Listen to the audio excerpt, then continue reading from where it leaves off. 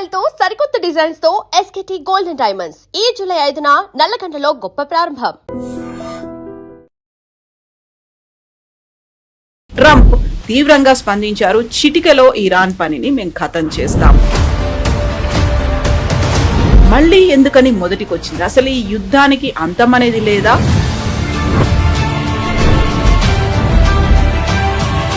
So back to square one అనేది silent గా observe చేస్తున్నాడా నెతన్యాహు? వాళ్ళిద్దరు వాళ్ళ పని వాళ్లే చేసుకుంటారా, అయ్యేదంతా అవుతుంది అన్నట్టుగా? బేసిక్లీ మనకు చాలా క్లియర్ గా తెలుసు ఈ చర్చలు అనేది ఒక ఫ్లాప్ షో.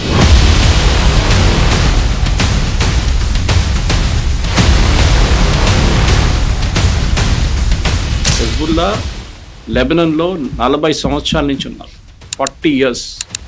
హసన్ నస్రుల్లా అని చెప్పాను చూడండి, కోమ్ నుంచి వచ్చారు. ఖొమేనీ కోమ్ నుంచి వచ్చారు. ఖమ్నే కోమ్ నుంచి వచ్చారు. Even Mojtaba studied in Qom. So మనం వాళ్ళకి సపోర్ట్ గా ఉన్నామా, లేకుంటే ఓన్లీ ఆ సంతాపం కాబట్టి సంఘీభావంగా ప్రకటించాము? ఇరాన్ కి ఇండియాకి ఒక పాత relationship. Strait of Hormuz open చేయగానే ప్రైసెస్ తగ్గింది, ఆయిల్ ప్రైసెస్. అది మెయిన్ ఎయిమ్ ఉండే ట్రంప్ది. అది ఆయన ఇంకా అదే బిలీవ్ చేస్తున్నారు. దట్ ఈస్ వై ఇంత ప్రొవోక్ చేసినప్పుడు కూడా Trump is not going after Iran completely. Mustafa Khamenei ఉన్నారా లేదా తెలియదు. వాళ్ళ ఇమేజ్ ఏం మెయింటైన్ చేస్తున్నారు, ఆయన ఇంకా బతుకున్నారు, ఈ స్టిల్ అలైవ్ అని. ఎందుకంటే లేదని చెప్పారనుకోండి, then Iran is finished. Namaste, నేను Kavitha. Welcome to I dream news and నిజాలు. ఇరాన్ మీద అమెరికా చేస్తున్నటువంటి దాడి తిరిగి మళ్ళీ మొదటికొచ్చింది. సీజ్ ఫైర్ అనేది కంటిన్యూ అవుతున్నప్పటికి కూడా ఖమేనీ అంత్యక్రియలకు సంబంధించి ఇప్పటికి కూడా ఆ 5 రోజుల సంతాప దినాలు, శుక్రవారం రోజు అంత్యక్రియలు జరగబోతున్నప్పటికీ కూడా అటాక్స్ అనేవి కొనసాగుతూనే ఉన్నాయి. హార్మూజ్ జలసంధిలో 3 నౌకలపై దాడి జరిగింది. అది ఇరాన్ చేసిందా, IRGC చేసిందా, ఆర్మీ చేసిందా, ఇప్పటికీ అఫీషియల్ గా బయటికి రాకపోయినప్పటికీ కూడా ఈ దాడి నేపథ్యంలోనే ట్రంప్ తీవ్రంగా స్పందించారు. చిటికలో ఇరాన్ పనిని మేము ఖతం చేస్తాము అనే మాటతో పాటుగా అక్కడున్నటువంటి బ్రిడ్జ్లు, పవర్ ప్లాంట్ల మీద కూడా అటాక్ చేస్తాము అనేది మళ్ళీ ఎందుకని మొదటికొచ్చింది? అసలు ఈ యుద్ధానికి అంతం అనేది లేదా, లేకుంటే శాంతి చర్చలకు సంబంధించి డీల్స్ అనేవి అక్కడ ఆగిపోయినట్టు కనిపిస్తోందా? మనతో పాటుగా ఉన్నారు సీనియర్ జర్నలిస్ట్ సురేష్ కొచ్చతిలి గారు. సార్ నమస్తే. So back to square one అనేది సైలెంట్ గా అబ్జర్వ్ చేస్తున్నాడా నెతన్యాహు? వాళ్ళిద్దరు వాళ్ళ పని వాళ్లే చేసుకుంటారా, అయ్యేదంతా అవుతుంది అన్నట్టుగా? బేసిక్లీ మనకు చాలా క్లియర్ గా తెలుసు ఈ చర్చలు అనేది ఒక ఫ్లాప్ షో. ఇది పాకిస్తాన్, ఖతర్ లాస్ట్ టైం నడిపించారు. స్విట్జర్లాండ్ లో మాట్లాడారు, సంతకం పెట్టారు. దాని తర్వాత మళ్ళీ కలుద్దామన్నారు. ఇప్పుడు ఇస్లామాబాద్లో కలుద్దామన్నారు. కానీ నిన్న జరిగిన దాడిలో ఖతార్ది ఒక LPG ట్యాంకర్ మీద కొట్టారు ఇరాన్. సౌదీ అరేబియా ఒక ఆయిల్ ట్యాంకర్ మీద కొట్టారు. సంకేతాలు చాలా క్లియర్ అన్నమాట. అంటే ఏదో యూరోప్ నుంచి వచ్చే ట్యాంకరో లేకుంటే లైబీరియన్ ట్యాంకర్ అంటే మనం అర్థం చేసుకోవచ్చు. స్పెసిఫిక్లీ వాళ్ళు టార్గెట్ చేస్తున్నారు, వాళ్ళ అలైస్నే టార్గెట్ చేస్తున్నారు. అంటే వాళ్ళ మీద ప్రెషర్ పెట్టడానికి ఇది ఒప్పందం జరగాలి, మీరు చేయకపోతే స్ట్రెయిట్ ఆఫ్ హార్మూజ్ మేము చెప్పిన రూట్ తీసుకోకపోతే ఇదే మీతో అవుతుందని చెప్పి చాలా క్లియర్గా నిన్న జరిగిన అటాక్లో. ఎందుకంటే అది ఒమాన్ కోస్ట్ దగ్గర జరిగింది, ఇరానియన్ రూట్ తీసుకోలేదని చెప్పి.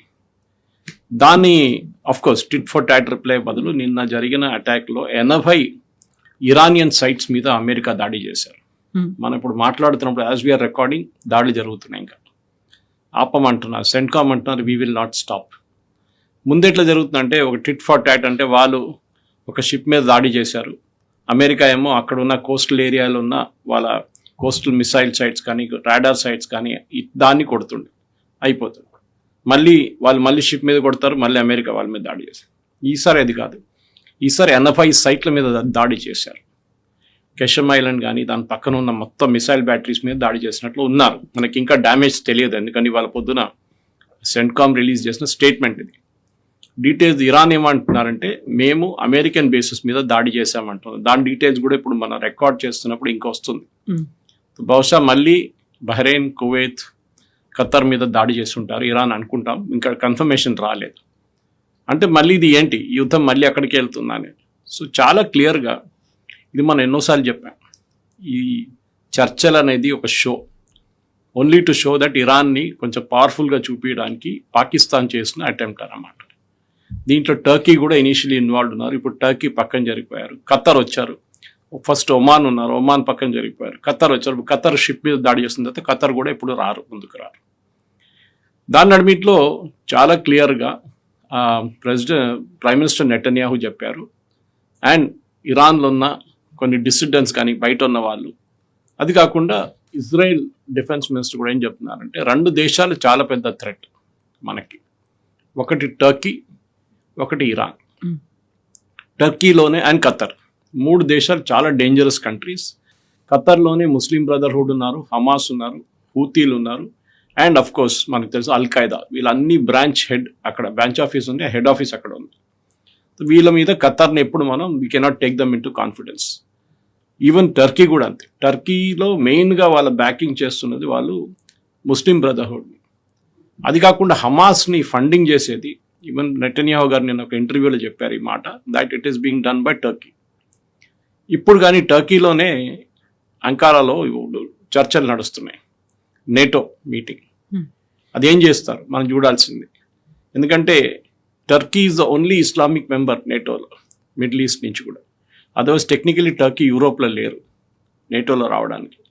సో టర్కీని తీసుకున్న తర్వాత ప్రెసిడెంట్ బైడెన్ టైంలో వీళ్ళ మీద శాంక్షన్స్ పెట్టారు టర్కీ మీద. ఇది 2 స్టోరీలు ఎందుకు తీసుకొస్తున్నానంటే ఒక రిలేషన్ ఉంది దీనికి, ఇరాన్కి టర్కీకి.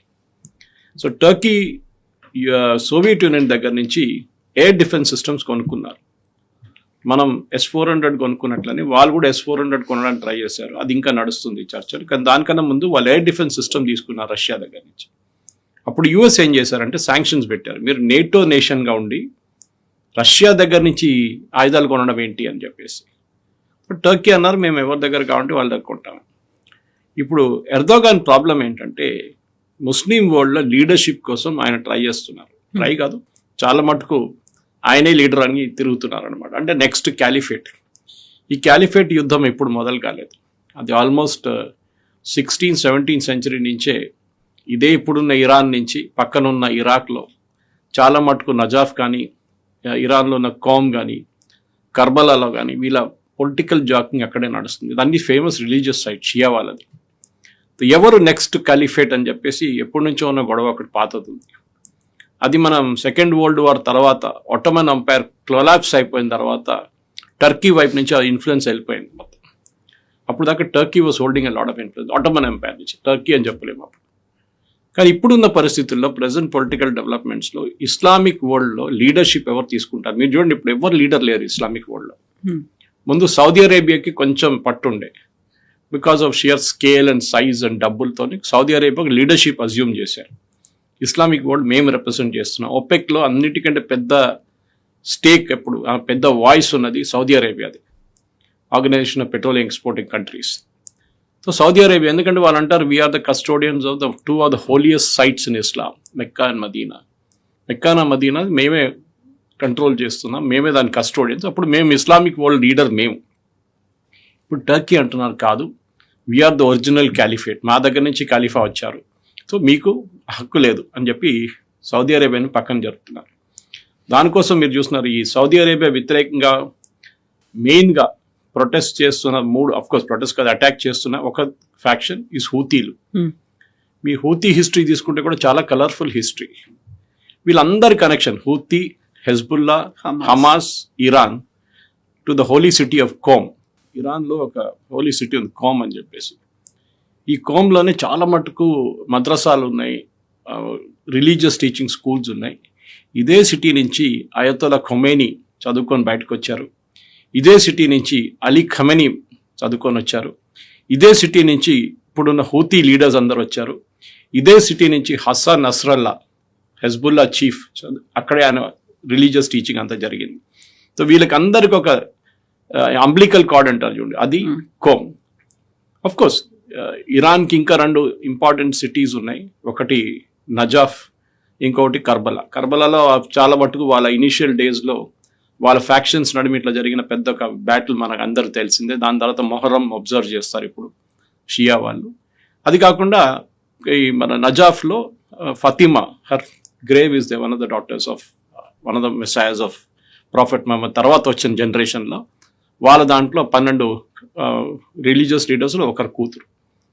ఇదన్నీ ఉన్నప్పుడు కూడా చాలా మటుకు టర్కీ వైపు నుంచి ఇప్పుడు ఒక మోడర్న్ రిలీజియన్ లాగా ఇస్లాం తీసుకురావడానికి ట్రై చేస్తున్నారు టర్కీ, కానీ కాదు అది. ఎందుకంటే ఇజ్రాయెల్ వాళ్ళు టర్కీని వ్యతిరేకిస్తున్నారు. మీకు గుర్తుండు కవిత గారు, ఈ హిస్టరీ అంతా నేను ఎందుకు చెప్తున్నానంటే ఇరాన్తోనే కనెక్షన్ ఉంది ఇది అన్నిటికీ. ఎండ్ ఆఫ్ ద డే ఇదన్నీ తిరిగి మనం అనుకుంటాం హూతీలకి మొన్ననే ఇరాన్ ఆయుధాలు ఇవ్వడం మొదలు పెట్టారు, హెజ్బుల్లాని మొన్ననే తీసుకొచ్చారు. వీళ్ళు కాదు, హెజ్బుల్లా లెబనన్లో 40 సంవత్సరాల నుంచి ఉన్నారు, 40 years. హసన్ నస్రుల్లా అని చెప్పాను చూడండి, కోమ్ నుంచి వచ్చారు, ఖొమేనీ కోమ్ నుంచి వచ్చారు, ఖమ్నే కోమ్ నుంచి వచ్చారు, even Mojtaba studied in Qom. So వీళ్ళందరి కనెక్షన్ ఆ హోలీ సిటీతో ఉంది. ఇప్పుడు జరుగుతున్న గొడవలు ఏంటంటే లీడర్షిప్ పొజిషన్ కోసం జాకింగ్ నడుస్తుంది.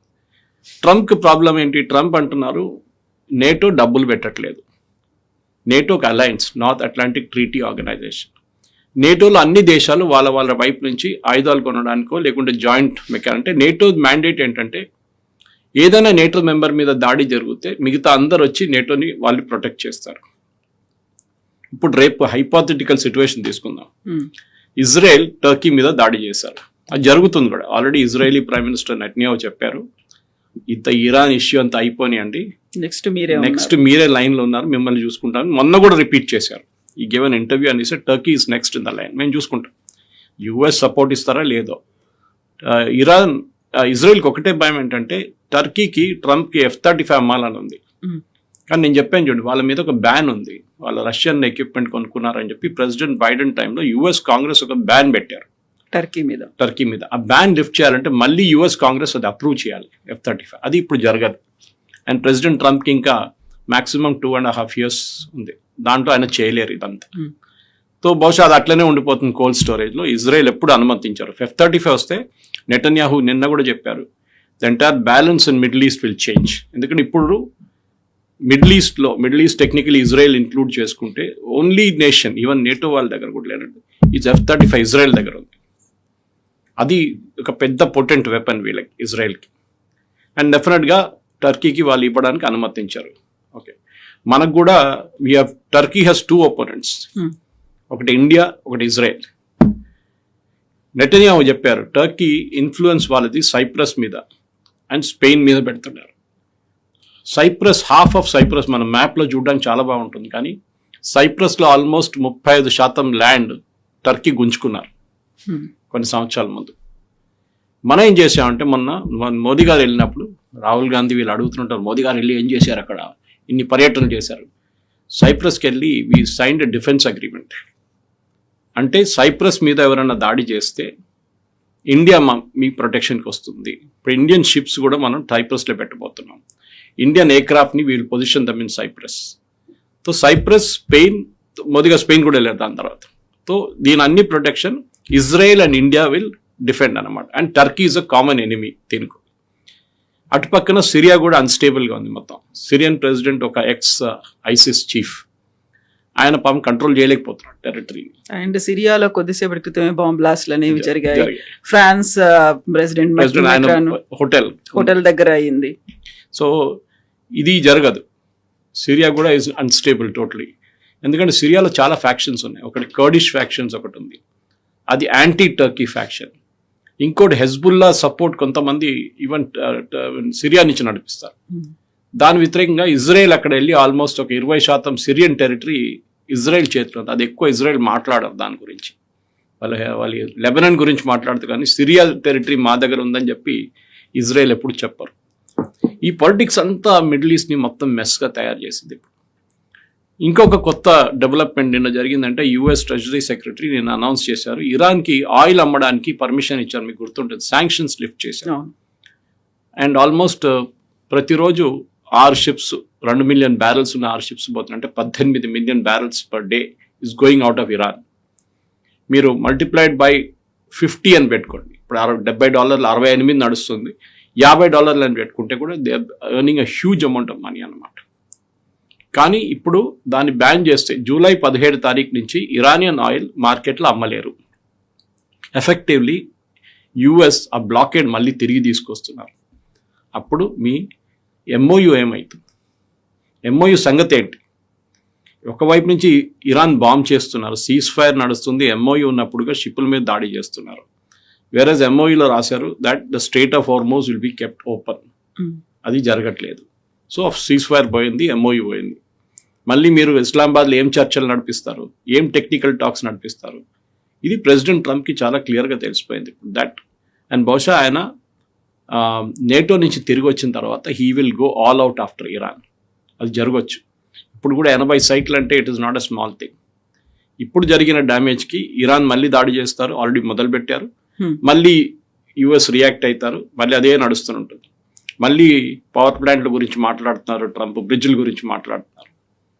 సో ఈ పరిస్థితిలో ఇప్పుడున్న దాంట్లో డెఫినెట్గా ఒకవైపు టర్కీ ఇష్యూ ఉంటుంది, కానీ అది నేటో టాక్స్ కాగానే అది బ్యాక్గ్రౌండ్కి వెళ్ళిపోతుంది. కానీ అలైవ్గా ఉండబోయే ఇష్యూ మెయిన్లీ ఇప్పుడు గాజా కూడా. గాజాలో ఒక కొత్త డెవలప్మెంట్ జరిగింది కవిత గారు. గాజాలో హమాస్ వాళ్ళ రూలింగ్ ఒక కమిటీ ఉంది, అక్కడ మేనేజ్మెంట్ కమిటీ అని చెప్పొచ్చు. గాజా మేనేజ్ చేయడానికి ఒక 15-20 సంవత్సరాల ముందు కాన్స్టిట్యూట్ చేసిన ఒక టీం ఉంది, వాళ్ళ గవర్నమెంట్ అని చెప్పొచ్చు. దాన్ని నిన్న డిజాల్వ్ చేశారు. అప్పుడు గాజా ఎవరు నడిపిస్తున్నారు, ఎప్పుడు నడిపితే ఎవరు లేరు. ఇప్పుడు ఒరిజినల్లీ ట్రంప్ మీకు చెప్పింది గుర్తుంటుంది దట్ నేను అక్కడ వెళ్ళి ఒక పీస్ కారిడార్ లాగా చేస్తాను, అక్కడ రిసార్ట్లు కడతాను అని చెప్పారు. ఇప్పుడు ఎవరు మేనేజ్ చేస్తారు గాజా అని పెద్ద ఒక ప్రశ్నగా వచ్చింది. ఎందుకంటే గాజా నుంచి హమాస్ బయటకు వెళ్ళరు, వాళ్ళకి తెలుసు వాళ్ళు బయటికి వెళ్ళారు ఇజ్రాయెల్ కొడతారు, వాళ్ళు ఈవెన్ విత్ ఇన్ గాజా కొడతారు ఇజ్రాయెల్. ఇప్పుడు నిన్న కూడా వాళ్ళ 2 కమాండర్స్ని చంపారు ఇజ్రాయెల్. తో ఆ పరిస్థితికి ఇప్పుడు ఉన్నప్పుడు వై డిడ్ దే సడన్లీ ఎందుకు డిజాల్వ్ చేశారని ఒక ప్రశ్న వస్తుంది. దానికి Iran is the answer. Iran నుంచి ఇప్పుడు హమాస్కి ఆయుధాలు రావట్లేదు, హమాస్ చాలా వీక్ పొజిషన్లో ఉన్నారు. ఈవెన్ హెజ్బుల్లా కూడా. హెజ్బుల్లా ఎందుకంటే అక్కడ లెబనాన్ అండ్ ఇజ్రాయెల్ నడిమిట్లో ఒప్పందం జరిగింది మొన్న. దాంట్లో హెజ్బుల్లాని డిసామ్ చేయాలని చెప్పారు, అది ఎవరు చేయలేరు అన్లెస్ యునైటెడ్ నేషన్స్ ఒక ఫోర్స్ని పంపించేస్తే కూడా. అది కూడా చాలా పెద్ద బ్లడ్ షెడ్ జరుగుతుంది, చాలా మంది చనిపోతారు దాంట్లో. ఇక్కడ Gaza is also an issue. The entire west Asia పొయ్యి మీద పెట్టినట్టు పాల్లాగా అయిపోయింది. It's continuously boiling. ఇది ఎక్కడికి వెళ్తుందో మళ్ళీ, ఎందుకంటే మనం ఈ స్ట్రేట్ ఆఫ్ హార్మూజ్ ఓపెన్ చేయగానే ప్రైసెస్ తగ్గింది, ఆయిల్ ప్రైసెస్. అది మెయిన్ ఎయిమ్ ఉండే ట్రంప్ది. అది ఆయన ఇంకా అదే బిలీవ్ చేస్తున్నారు. దట్ ఈస్ వై ఇంత ప్రొవోక్ చేసినప్పుడు కూడా Trump is not going after Iran completely. ఇంకోటి ఏంటంటే యుఎస్ సెంట్కామ్స్ ఎక్కువ పబ్లిసిటీ ఇవ్వకుండా వాళ్ళు షిప్స్ని ఎస్కాట్ చేస్తున్నారు. రోజుకి 70 షిప్ని ఎస్కాట్ చేస్తున్నారు. దాంట్లో 1-2 అక్కడిక్కడ మిస్ అయిపోతుంది, లేకుండా వాళ్ళు ట్రాన్స్పాండర్ ఆఫ్ చేసేస్తారు. అప్పుడు వాళ్ళకి తెలియదు, వీళ్ళకి తెలియదు. దట్ ఈస్ సెంట్కామ్కి తెలియదు, ఇరానియన్స్ కూడా తెలియదు ఈ షిప్ ఎవరిదనేది. అట్లాంటి షిప్ మీద దాడి జరిగింది, 3 షిప్ల మీద. ఒకటి I think is a British ship, రెండవది వాజ్ అ సౌదీ అరేబియన్, మూడోది ఖతార్ గ్యాస్ ట్యాంకర్. అది ఇవాళ ఎక్స్ప్లోడ్ కావచ్చు, మేజర్ డిజాస్టర్ ఉంటుంది, ఎన్వైరన్మెంటల్ డిజాస్టర్. ఎక్స్ప్లోడ్ అయితే గ్యాస్ అనేది మన ఆయిల్ లాగా కాదు, స్పిల్ కాదు, ఇట్ విల్ బ్లాస్ట్. పక్కన ఉన్న ఒక 10-20-30 కిలోమీటర్ దాకా దాని ఇంపాక్ట్ ఉంటుంది అన్నమాట. ఎల్ఎన్జీస్ అన్ని liquefied natural gas. Qatar is mainly LNG. ఖతార్లో ఆయిల్ ఎక్కువ లేదు, అసలు they don't have much of oil. So ఇది పెద్దగా డిజాస్టర్ జరగబోతుంది. అండ్ ఖతార్కి డెఫినెట్లీ కోపం వస్తుంది. వాళ్ళ దగ్గర ఆఫ్ కోర్స్ ఐ థింక్ ఒక 30-40 ఎల్ఎన్జీ ట్యాంకర్స్ ఉన్నాయి వాళ్ళ దగ్గర, దాంట్లో ఒకటి పోతుంది. కానీ సింబాలిక్ ఇది, డబ్బుల కోసం ఖతార్ దగ్గర మస్తు డబ్బులు ఉన్నాయి. బట్ సింబాలిక్ అటాక్ ఖతార్ మీద ఎందుకు చేశారు? మీరు మాత్రం చర్చలు నడుపుతున్నారు, గ్రేట్. మీ డెలిగేషన్ని పంపించారు మా అయతొల్లా సెరమనీకి, గ్రేట్. కానీ అప్పుడు కూడా మిమ్మల్ని అటాక్ చేస్తారు. ఎగ్జాక్ట్లీ. ఒకవైపు ఏమో ఖమేనీ అంత్యక్రియలు అనేవి జరుగుతున్నాయి, 5 days పాటు ఆ ఫ్యూనరల్ ప్రొసెషన్ ఇవన్నీ ఉంటాయి అనుకున్నప్పుడు సైలెంట్ గా ఉంటుంది అనుకున్నారు. ఆ తర్వాత ఇప్పుడు ఆ పీస్ టాక్స్ అనేవి జరుగుతున్నాయి, అక్కడ సీజ్ ఫైర్ అనేది కంటిన్యూ అవుతోంది. కాబట్టి ఏమీ జరగదు అనుకుంటే ఎందుకంత ప్రొవోకివ్ గా మళ్ళీ ఇద్దరు మారుతున్నారు, ఎందుకలా స్టేట్మెంట్లు అగ్రెసివ్ గా ఇస్తున్నారు అనేది? యాక్చువల్లీ అమెరికా వైపు నుంచి ఎక్కువ ప్రొవోకేషన్ లేదు. For a change provocation Iran side నుంచి వస్తుంది. గుర్తుంటుంది మీకు, మనం మాట్లాడినప్పుడు మనం ఒకసారి వాట్ హ్యాపెన్స్ ఆఫ్టర్ ఫ్యూనరల్ అని అడిగాం మనం. ఇది this is the answer for it. ఇంకా అగ్రెసివ్ గా వెళ్తారా? ఎస్, దాంట్లో డౌట్ లేదు. ఎందుకంటే ఇప్పుడు ఇరాన్లో ఉన్నది కంట్రోల్ చేస్తున్నది కంప్లీట్లీ ఐఆర్జీసీ. ఇప్పుడు ఈ జరిగిన ఫ్యూనరల్ సెరమనీ కూడా మొత్తం ఒక షోగా నడిపిస్తుంది ఐఆర్జీసీ. అక్కడున్న గవర్నమెంట్ ఎంప్లాయీస్ గారు చెప్పారు, మీరు ఫ్యూనరల్ సెరమనీకి రాకపోతే మీ శాలరీలో ఆ రోజు డిడక్షన్ జరుగుతుంది. Iran population 90 million. ఈ ప్రొసెషన్కి మొన్న వచ్చిన వాళ్ళు సంఖ్య అట్ ద మ్యాక్సిమం పెట్టుకుంటే 1 మిలియన్, అంటే హార్డ్లీ 1%. అయతోలా ఖొమేనీ ఫ్యూనరల్కి 5 మిలియన్ వచ్చారు. ఖొమేనీ 1989లో చనిపోయినప్పుడు. అది పెద్దదా, ఇది పెద్దదా? దీన్ని ఐఆర్జీసీ ఒక షోగా చేసుకొని ఎందుకు 4th of July డేట్ పెట్టారు కవిత గారు? 4th of Julyకి ఎందుకు మొదలు పెట్టారు ఈ ఫ్యూనరల్ ప్రొసెషన్? ఎప్పుడైనా చేయొచ్చు కదా, దాని ముందో దాని తర్వాత. సో అమెరికా ఇండిపెండెన్స్ డే అనేది ఉంది కాబట్టి అక్కడ అమెరికా సెలబ్రేట్ చేసుకుంటే ఇక్కడ చూడండి మా పవర్ చూడండి, మేము 1 మిలియన్ పీపుల్ని రోడ్ మీద తీసుకొచ్చాము. అదే టైంలో వీళ్ళ డెత్ టు అమెరికా అనేటువంటి నినాదాలు. Yes, death to America, death to Israel అనే పాత పాట వాళ్ళది, దాంట్లో కొత్తదేం లేదు. ఇరానియన్ రెజీమ్ ఇదే ఉంటారు. 46 సంవత్సరాల నుంచి వాళ్ళు ఆడుతున్న గేమ్ ఇదే గేమ్, ఇది ఎప్పుడు మారదు. ఇంగ్లీష్లో అంటారు leopard will never change it's spots. మీరు ఎంత పెయింట్ కొట్టినా కానీ ఎంత చేసినా కానీ లెపర్డ్ లాగానే ఉంటుంది. ఇరాన్ కూడా అంతే. ఇరాన్లో మోడరేట్ ఇరాన్ అనేది లేదు. ఒక టైంలో ఉండే, అహ్మదీనెజాద్ ప్రెసిడెంట్ ఉన్నప్పుడు ఆయన అప్పుడు హౌస్ అరెస్ట్ చేసి పడేశారు.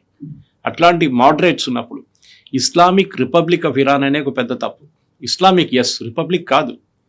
They are not a republic. Republic అంటే ఏంటి? అక్కడ open fair and free and fair elections ఉంటుంది, వాళ్ళ నడిమిట్లో సెలెక్షన్ ఉంటుంది. ఇదేంటి? వాళ్ళ ప్రెసిడెంట్ కాబోతున్న మనిషిని సెలెక్ట్ చేస్తున్నది ఎవరు? Guardian council. గార్డియన్ కౌన్సిల్ 6 మందిని ఎవరు అపాయింట్ చేస్తారు? Supreme leader. మిగతా 6 మందిని సెలెక్షన్గా వస్తారు, వాళ్ళు కూడా ఇండైరెక్ట్ ఇన్ఫ్లుయెన్స్ ఉంటుంది ఈయనది. సో ప్రెసిడెంట్ క్యాండిడేట్కి 2-3 నిలబడితే దాన్ని న్యాచురల్లీ వాళ్ళే గెలుస్తారు. వాళ్ళు నడిపెట్టి ఇది సౌత్ కొరియా, మన చైనీస్ ఎలక్షన్ లాగా అయిపోతుంది, లేకుండా నార్త్ కొరియా లాగా. ఇన్ఫ్యాక్ట్ ఇరాన్ని ఇప్పుడు అమెరికన్ అనలిస్ట్ ఏం చెప్తున్నారంటే వీళ్ళకి నార్త్ కొరియా లాగా మారిపోతున్నారు. మాకు ఎవరి సహాయం అక్కర్లేదు, మేము మా కోసం ఉంటాం, మేము మా పని మేము చూసుకుంటాం, మిమ్మల్ని ఎవరిని మేము హెల్ప్ అడగడం, సహాయం అడగం. నార్త్ కొరియా చూడండి, అట్ ద మ్యాక్సిమం చైనా దగ్గర కొంచెం రిలేషన్షిప్ ఉంది వాళ్ళకి, రష్యా దగ్గర ఇండైరెక్ట్ ఒక రిలేషన్షిప్, ఎవరి దగ్గరికి రారు వాళ్ళు. అక్కడ ఫ్యామిన్ ఉంది, తినడానికి తిండి లేదు, అన్నీ తెలుసు అక్కడ, కానీ they will still manage, somehow they will manage. అది ఇరాన్ స్ట్రాటజీ. ఇప్పుడు 2 స్ట్రాటజీలు ఉంటాయి ఇరాన్ దగ్గర. ఖమేనీ చనిపోయినప్పుడు ఈ 40 రోజుల ముందు, that is 1, open up totally. Okay, ఇప్పుడు మన దేశాలు చూస్తే 3 దేశాల లోకంలో are ruled by the army but డెమోక్రటిక్గా నడుస్తుంది. ఒకటి ఈజిప్ట్, ఇంకోటి పాకిస్తాన్, అండ్ ఇరాన్ వాళ్ళలాగా తయారు చేయడానికి ట్రై చేస్తున్నారు. ఐఆర్జీసీ అనేది ఒక యూనిట్ని తీసుకొచ్చింది అయతోలా ఖొమేనీ 1980లో. 79లో అని తిరిగి వచ్చిన తర్వాత 80లో హీ సెటప్ దిస్ యూనిట్. అప్పుడు ఇంకో పేరు ఉండే దానికి, ఎందుకంటే ఈ రెగ్యులర్ ఇరానియన్ ఆర్మీకి ఆయన డౌట్ ఉండే, వీళ్ళు షా ఆఫ్ ఇరాన్ వాళ్ళు, వీళ్ళు ఎప్పుడో ఒక రోజు నన్ను లేపేస్తారు ఇక్కడి నుంచి అని. ఇన్ఫ్యాక్ట్ ఖమేనీ మీకు గుర్తుంటుంది, ఖొమేనీ ధర చనిపోయిన తర్వాత ఖమేనీ 1981లో అక్కడ ఉన్న ఒక కమ్యూనిస్ట్ గ్రూప్ ఒకటి ఉండే ఇరాన్లో, అది సోవియట్ యూనియన్తో అఫిలియేటెడ్ ఉండేవాళ్ళు. వాళ్ళకి వీళ్ళెవరు నచ్చారు, రిలీజియస్ లీడర్స్ని. సో ఈ ఖమేనీ ఫస్ట్ స్పీచ్ చేయడంలో ఆయన ఒక మాస్క్లో తెహరాన్లో మాట్లాడుతున్నప్పుడు ఆయన ముందు ఒక టేప్ రికార్డర్ పెట్టారు. బహుశా నేను చెప్పాను, ఆ వీడియో ఎప్పుడు కూడా యూట్యూబ్లో మీకు కనిపిస్తుంది. And he was badly injured. In fact so bad అంటమాట, ఆయన రైట్ హ్యాండ్ ఇప్పుడు కూడా ఆయన చనిపోయేదాకా పనిచేయట్లేదు. Is right hand never work. ఆయన ఎప్పుడు మీరు చూసుంటారు, ఆయన ఏ వీడియోని చూడండి, 36 సంవత్సరాలు పరిపాలించారు, కానీ నడుస్తున్నప్పుడు రైట్ హ్యాండ్ ఇట్లా పెట్టుకుంటారు. ఆయన వోకల్ కార్డ్స్ పనిచేయదు, ఎక్కువ సాఫ్ట్గా మాట్లాడతారు. ఈ అటెంప్ట్ ఎవరు చేశారు? కమ్యూనిస్ట్ వాళ్ళు చేశారు. అక్కడ ఆ టైంలో పెద్ద కమ్యూనిస్ట్ ఇన్ఫ్లుయెన్స్ ఉండే ఇరాన్లో. షా ఆఫ్ ఇరాన్ని గద్దె దింపడానికి ఇరానియన్ రిలీజియస్ లీడర్షిప్ ఒకరే కాదు, ఈవెన్ కమ్యూనిస్ట్ వాళ్ళు కూడా ట్రై చేశారు. ఇది వీళ్ళ వైపు నుంచి జరిగిన అటెంప్ట్. సో ఇదన్నీ కలుపుకుంటే ఆఫ్టర్ ఖమేనీ హూ అనే చెప్పి ఒక ప్రశ్న వచ్చింది. ముస్తఫా ఖమేనీ ఉన్నారా లేదా తెలియదు, వాళ్ళ ఇమేజ్ ఏం మెయింటైన్ చేస్తున్నారు, ఆయన ఇంకా బతుకున్నారు, ఈ స్టిల్ అలైవ్ అని. ఎందుకంటే లేదని చెప్పారనుకోండి, then Iran is finished. Next day ఇరాన్లో రైట్స్ బ్రేక్ అవుతుంది, ఇరాన్లో అక్కడ ఒక సివిల్ వార్ జరగబోతుంది. ఇక్కడ ఇప్పుడు ఈ ఫ్యూనరల్ని ఈ ఐఆర్జీసీ వాళ్ళు ఒక షోగా వాడుకొని మాకు సపోర్ట్ ఉంది చూడండి, ట్రంప్ కూడా చెప్పారు కదా, గుర్తుంది మీకు, ఐఎమ్ సర్ప్రైజ్డ్, ఇంతమంది నేను అనుకున్న వ్యతిరేకత ఉంది ఈయన విత్. నేను ఎవరో ఎక్స్ప్లెయిన్ చేశారంట ఆయనకి, అది 2 లక్షలు 3 లక్షల మంది వచ్చారు అంతే, ఇరాన్ పాపులేషన్ ఇస్ 90 మిలియన్. కొంచెం సాటిస్ఫై అయ్యారా? Then he became correct and possibly this is event management అని చెప్పారంట. కాకపోతే అన్ని కంట్రీస్ నుంచి వెళ్ళారు, ఇంక్లూడింగ్ భారతదేశం నుంచి కూడా వెళ్ళారు. ఇక్కడ నుంచి షియాలు వెళ్ళారు, సర్వమత ప్రార్థనలు అయ్యాయి, కొంతమంది పార్టీల రిప్రజెంటేటివ్స్ వెళ్ళారు. వెస్ట్ బెంగాల్ గవర్నర్ దగ్గర నుంచి వెళ్ళిన తర్వాత సో మనం వాళ్ళకి సపోర్ట్ గా ఉన్నామా లేకుంటే ఓన్లీ ఆ సంతాపం కాబట్టి సంఘీభావంగా ప్రకటించాము? ఇరాన్ కి ఇండియాకి ఒక పాత రిలేషన్షిప్ ఉంది అక్కడ. ఇన్ఫాక్ట్ యునైటెడ్ నేషన్స్ లో 198 దేశాలు ఉన్నాయి, క్లోజ్ టు 200. దాంట్లో 50 దేశాలు వచ్చారు ఫ్యూనరల్ కి. అమెరికా కొంతమందిని అడ్డుకున్నారు, they openly threatened. Of course Europe ని పిలవలేదు అనుకోండి, యూరోపియన్ నేషన్స్ ఎవరిని పిలవలేదు. అఫ్ కోర్స్ అమెరికన్ పిలవరు, ఎవరు కూడా పిలిస్తే కూడా 50 దేశాలు వచ్చారు. So 1/4 of the global humanity వచ్చారు, పెద్ద సంఖ్య ఏం కాదు అది.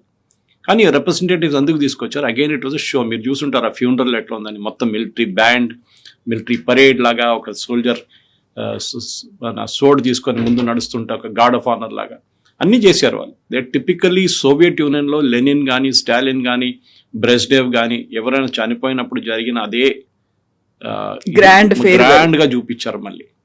ఓకే, గోర్బచోవ్ పేరు ఎందుకు తీసుకోలేదంటే ఆయన వచ్చేదాకా ఆయన పాపం చనిపోయినప్పుడు చాలా నార్మల్ ఫ్యూనరల్ ఉండే ఆయనకి. అట్లాంటి ఒక షో చేశారు వీళ్ళు. ఎందుకంటే ఇప్పుడు అన్నిటికంటే పెద్ద ఇరాన్ ఇస్ ఒక చిన్న దేశం కాదు కదా, 90 million is very big number. గల్ఫ్లో రెండో పెద్ద దేశం సౌదీ అరేబియా అండ్ ఇరాన్, చాలా పెద్ద దేశాలు. UAE of course is emirates, 7 emirates. ఈ పరిస్థితుల్లో డెఫినెట్గా ఒక ఇంపాక్ట్ ఆఫ్టర్ ఖమెనీ హూ అనేది రాబోతుంది. అది ఈవెన్ అమెరికాకు కూడా ఒక ఏం చెప్తారు, ఒక బిగ్ ఫ్యాక్టర్ ఆఫ్ వరీ అంటారు ఇంగ్లీష్లో. ఎవరు వస్తారు? ఐఆర్జీసీని కొట్టాల్సిందే, దాంట్లో డౌట్ లేదు. So IRGC leader, IRGC chief మన ఫ్యూనరల్ కనిపించారు. డెఫినెట్గా ఇజ్రాయెల్ ఆయన్ని మార్కేసేస్తుంటారు, తీసివేస్తారు, డెఫినెట్గా లేపేస్తారు నెక్స్ట్ ఫ్యూ డేస్. సో ఐఆర్జీసీని క్లీనప్ చేస్తేనే ఇరాన్ క్లీన్ అవుతుంది అని చాలా క్లియర్ సిగ్నల్స్ పంపిస్తున్నారు. ఈ దాడులు చేపిస్తే ఆలోచించండి, ఇంత సీరియస్గా ఫ్యూనరల్ నడుస్తున్నప్పుడు ఎందుకు షిప్ల మీద దాడి చేయడం? అండ్ ట్రంప్ కూడా ఒక మాట అన్నారు, మాకు తెలుసు ఎవరెవరు అటెండ్ అయ్యారో, అరాక్షి దగ్గర నుంచి ప్రతి ఒక్కరూ అక్కడే ఉన్నారు, కావాలనుకుంటే అక్కడ ఉన్నటువంటి ప్రజల్ని, టాప్ లీడర్లని లేపేయచ్చు, బట్ మేము లేపేయట్లేదు, ఎందుకంటే ఫర్దర్ గా మాకు చర్చల కోసం వాళ్లే అవసరం ఉంటారు కదా అని. ఇంత ప్రొవోకేటివ్ గా మాట్లాడాల్సినటువంటి అవసరం ఏముంది అని? ఇంటర్నేషనల్ లెవెల్లో కవిత గారు, ప్రొవోకేషన్ అనేది ఇప్పుడు ఒక డిప్లొమాటిక్ వెపన్ గా వాడుకుంటున్నారు. దాని ఖర్చేం లేదు, ఒక స్టేట్మెంట్ ఇవ్వడంలో ఖర్చేం లేదు. ఇస్తారు, అందరూ ఈ స్టేట్మెంట్ ఇస్తారు. చైనీస్ లీడర్షిప్ ఇస్తారు, పాకిస్తాన్ లీడర్షిప్ మన వైపు చేతులు కోసేస్తాము, ఇండస్ వాటర్ ట్రీటీ చేస్తారా? చేయరు. It's only a matter of speech అంటారు ఇంగ్లీష్లో. అది వీళ్ళది కూడా అంతే. ట్రంప్ మీరు చూడండి, ప్రతిరోజు పొద్దు నుంచి సాయంత్రం దాకా ఆయన ట్వీట్లు చేస్తూనే ఉంటాడు. ఓన్లీ లాస్ట్ ఒక 2 వారాల నుంచి చేయట్లేదు. బహుశా వాళ్ళ అడ్వైజర్స్ చెప్పుంటారు, సార్ ప్లీజ్ కొంచెం ఆపండి, ఇది చాలా మీరు ఇంత ట్వీట్ చేసినప్పుడు ఎవరు సీరియస్గా తీసుకుంటలేరు మిమ్మల్ని, you do it once or twice a day అంతే. కాకపోతే జార్జియా మెలోనీ మీద ఇప్పటికి కూడా ఆయన ట్వీట్లు చేస్తున్నారు, సెటరికల్ ఫోటోలు, ఏఐ ఎడిటెడ్ ఫోటోలు కూడా పెడుతున్నారు. ఒబామా మీద పెట్టారు మొన్న, ఒబామా ఎయిర్ ఫోర్స్ 1 బయట నిలబడుతున్నాడు, బ్లాక్ లైఫ్స్ మ్యాటర్ అని చెప్పేసి. ఒక అసలు నాకు అర్థం కాదు. Anyway that is a different debate. కానీ ఒక యుఎస్ ప్రెసిడెంట్ కి కావాల్సిన ఎటికెట్ అది మీరు అబ్రహాం లింకన్ నుంచి, థియోడోర్ రూజ్వెల్ట్ నుంచి, Harry Truman, Jimmy Carter, bill Clinton, George bush, ఇద్దరు జార్జ్ బుష్లు జూనియర్ అండ్ సీనియర్, వీళ్ళందరి వైపు నుంచి చూస్తే ఒబామా దాకా, తర్వాత బైడెన్ అండ్ ట్రంప్, ఒక మెచ్యూరిటీ ఉంటుంది అమెరికన్ లీడర్షిప్కి ఎప్పుడు. జాన్ ఎఫ్ కెనడీ చూడండి, వెరీ వెరీ ఏం చెప్తారు, అమెరికన్ ప్రెసిడెన్షియల్లో పాసిబ్లీ ఫెయిల్ అయ్యారు. స్టాండర్డ్స్ మెయింటైన్ చేసినామని ఆయన ఇచ్చిన స్పీచెస్ చూడండి, ask what you can do for your country, not what your country can do. ఆ స్పీచెస్ అది చాలా మటుకు అమెరికన్ ప్రెసిడెంట్కి ఒక స్టేచర్ ఉంటుంది. ట్రంప్కి ఏమైపోయిందంటే ఆయన డెస్పరేట్ అయిపోయాడు. ఆయన మీరు ఇనీషియల్ డేస్లో చూడండి, ఆయన బిజినెస్ మ్యాన్గా ఉన్నప్పుడు కూడా ఆయనకి ఎప్పుడు అనిపించేది ఏంటంటే, ఇప్పుడు కూడా అదే అంటాను, మన టర్కీకి వెళ్ళినప్పుడు అన్నారు, నేను ఈవెన్ నేను పొలిటిక్స్కి వచ్చే ముందు కూడా నాకు కోపం ఏముండే అంటే, అమెరికా ఖర్చు పెడుతుంది, మిగతా అందరూ ఎంజాయ్ చేస్తున్నారు. నేటో చూడండి, మేము నేటోలో డబ్బులు పెడుతున్నాం, నేటో దేశాలు ఇంగ్లాండ్, యూకే ఉండొచ్చు, ఫ్రాన్స్ ఉండొచ్చు, జర్మనీ ఉండొచ్చు, ఎవరైనా ఉండొచ్చు, వీళ్ళు ఎవరు డబ్బులు పెట్టలేదు. 40 దేశాలు ఉన్నారు నేటోలో. ఎందుకు డబ్బులు పెట్టలేదు? వాళ్ళ జీడిపిలో 1% వాళ్ళు పెడుతున్నారు డిఫెన్స్కి. 5% పెంచకపోతే నేను 10 పైసలు ఇవ్వను. ఇన్ఫ్యాక్ట్ నిన్న ఒక రన్నింగ్ జోక్ ఏంటంటే, ట్రంప్కి ఏదైనా అక్రోనిమ్ ఉన్న ఏదో ఆర్గనైజేషన్ ఉంటే కోపం వస్తుందంట. అది WHO ఉండొచ్చు, UN ఉండొచ్చు, నేటో ఉండొచ్చు, వీళ్ళ అక్రోనిమ్ ఉన్న దేశాలన్నీ ట్రంప్కి వేస్ట్ ఫెలోస్ అంటారు. యుఎన్ నుంచి బయటకు వచ్చారు, చాలా మటుకు ఫండింగ్ ఆపేశారు, యునెస్కో నుంచి బయటకు వచ్చేసారు, WHO నుంచి ఎగ్జిట్ చేసేసారు. సో ట్రంప్ ఎక్కడెక్కడ వెళ్తున్నారో ఆయనకు ప్రాబ్లం ఉంది. నేటో అనేది నేను అనుకుంటాను, నా అంచనా ప్రకారం కవిత గారు, in the present world NATO it's sheer waste. ఇప్పుడు వాళ్ళ ప్రామినెన్స్ పోయింది వాళ్ళది. ఎస్పెషలీ ఇరాన్ వారిలో ఇరాన్ యుద్ధం జరిగినప్పుడు అది ట్రంప్ మొదలుపెట్టిన యుద్ధం, మాకేం సంబంధం ఉందన్నారు నేటో వాళ్ళు. ఎస్పెషలీ ఫ్రాన్స్ కానీ UK కూడా, స్టామర్ కూడా అదే అన్నారు. కాదు, మీ మీద కూడా ఇంపాక్ట్ జరిగింది ఆ తర్వాత. మీరు అదే రోజులో స్ట్రైట్ ఆఫ్ హార్మోస్ని అమెరికాని హెల్ప్ చేయడానికి వెళ్తే ఈ పరిస్థితికి రాదు. ఇప్పుడు అమెరికా ఒక్కడే పోరాడుతున్నారు, కరెక్ట్. అది ట్రంప్ మొదలుపెట్టింది యుద్ధమే, దాంట్లో డిస్ప్యూట్ లేదు. మీ దగ్గర అడగలేదు, correct, we agree with that also. కానీ డెఫినెట్గా నేటో నేషన్, యుఎస్ ఒక నేటో నేషన్ కాదు. యుఎస్ మీద దాడి చేస్తున్నాడు మీరు చూసుకుంటూ ఊరుకున్నారా? అది ఎట్లా అవుతుంది? అది నేటో మ్యాండేటే వైలేట్ అయింది అక్కడ. సో అప్పుడున్న దాంట్లో వీళ్ళందరూ కలిసి ఒక 40 దేశాల్లో ఒక 10 పెద్ద దేశాలైనా వాళ్ళ షిప్స్ని పంపిస్తే ఇరాన్ అడ్డుకోలేరు. ఇప్పుడు ఏమైపోయిందో, యుఎస్ ఒక్కరే దొరికారు వాళ్ళకి.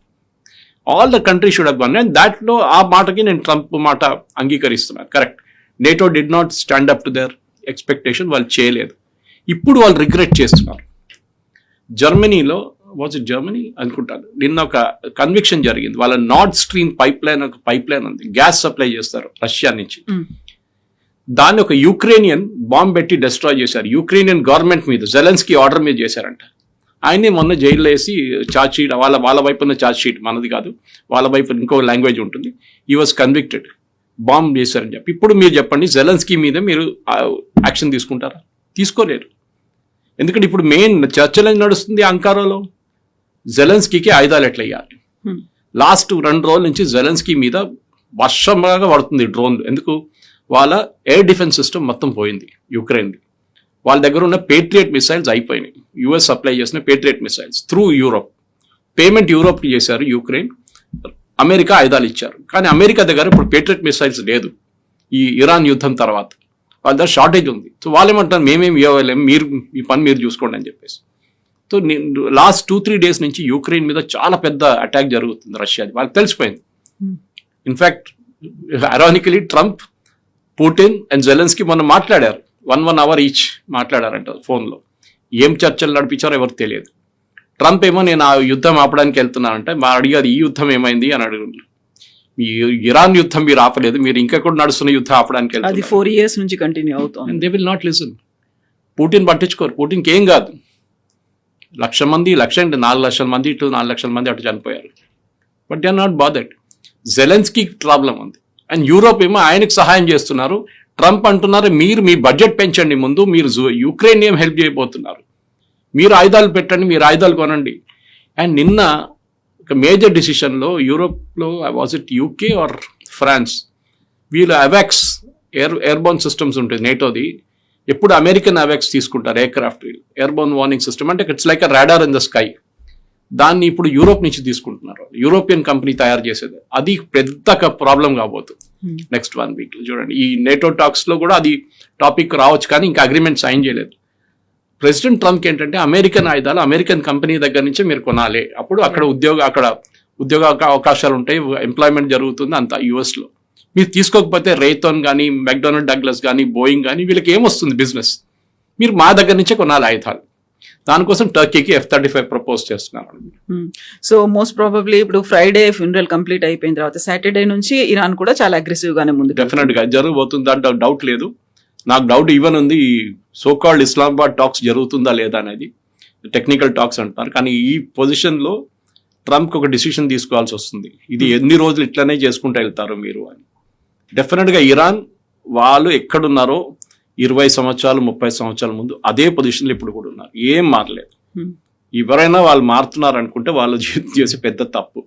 అది పాసిబ్లీ యూరోపియన్ నేషన్స్ అర్థం చేసుకున్నారు, ట్రంప్ ఇంకా అర్థం చేసుకోలేదు. Thank you very much.